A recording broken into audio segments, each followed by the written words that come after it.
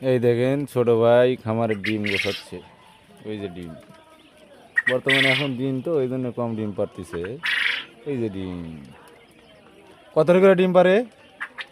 আপনার 450। 450 করে দিন রাত মিলে? রাত না, একটা থেকে আপনার ওই সন্ধ্যা পর্যন্ত ডিম পারবে। এই দুপুর 1টা থেকে সন্ধ্যা পর্যন্ত 450 300 এরকম ডিম পারে। যাই,